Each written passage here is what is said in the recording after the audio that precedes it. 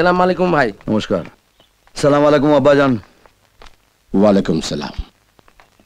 আমি জানতাম একমাত্র তুই আমার সম্মান নষ্ট হতে দিবি না, কিন্তু অচিন্ত্য বাবুর আঙুলগুলো কেটে গেছে, ওর সংসারে ভার তো নিতে হবে। জানি তুই মানুষের জন্য কত ভাবিস। এসব আপনার কাছে শেখা আব্বাজান। আব্বাজান, জানিস তুই যবে থেকে আব্বাজান বলে ডাকিস, আমি গোটা শহরের কাছে আব্বাজান হয়ে গেছি। এক এক সময় তো নিজের নামটাই ভুলে যাই। তবে সত্যি কথা বলবো, তোর ডাকের মধ্যে যে ভালোবাসা আছে তা আর কারোর মধ্যে নেই রে। এটাই তো আজকের দিনের প্রবলেম আব্বাজান। হাতে মোবাইল, কোলে ল্যাপটপ, কারো কাছে ভালোবাসার সময় নেই। যা বলেছিস। আচ্ছা শোন, আমি লক্ষ্মীকান্ত বাবুকে বলেছি অচিন্ত বাবুর জায়গায় নতুন রেভিনিউ অফিসার অ্যাপয়েন্ট করতে। নতুন অফিসার এলে কোথায় করবে আর কেন করবে সেটা বুঝিয়ে দিতে হবে। মানে প্রথমে বোঝাবো কোথায় সই করতে হবে, বুঝে গেলে ভালো। আর না বুঝলে বোঝাবো কেন সই করতে হবে। আচ্ছা শোন, তোকে একটা নতুন জায়গায় যেতে হবে রহমত। কোথায়? ওই ঝুনঝুনওয়ালার অনেক দিনের ইচ্ছে নারায়ণপুরে 30 বিঘে জমির ওপর একটা রিসর্ট করবে। 28 বিঘে জমি খালি আছে, নতুন অফিসার এলে আমরা সই করিয়ে নেব। সমস্যা হচ্ছে মাঝের 2 বিঘে নিয়ে। ওখানে সত্যনারায়ণ দত্ত বলে একজন একটা বাড়ি করে বসে আছে। চলি। কোথায় যাচ্ছিস?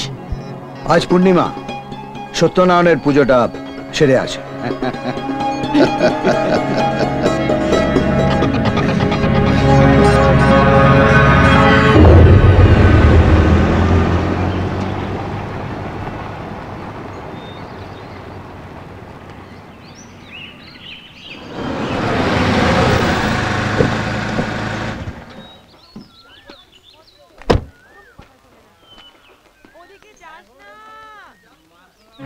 অসম্ভব, এ জমি আমি ছাড়বো না। এত বাওয়ালি করো না সত্যনারায়ণ বাবু, তাহলে আমাকে আবার অন্য সুরে কাওয়ালি গাইতে হবে।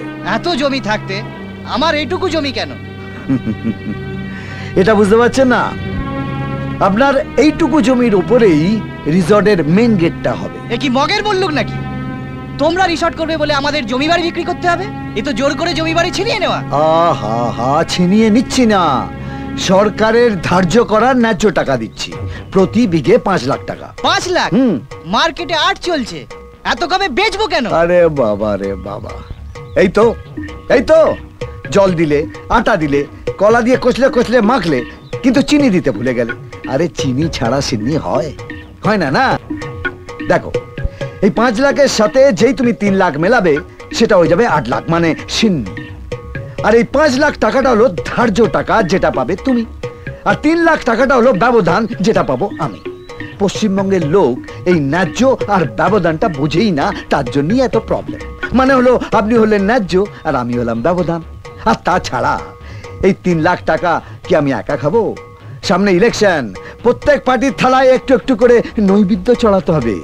তারপর যেটা মাজবে সেটা আমার। আলী নামের আগে রহমত পড়ে আলী, সারা জান্নাত বাজায় তালি।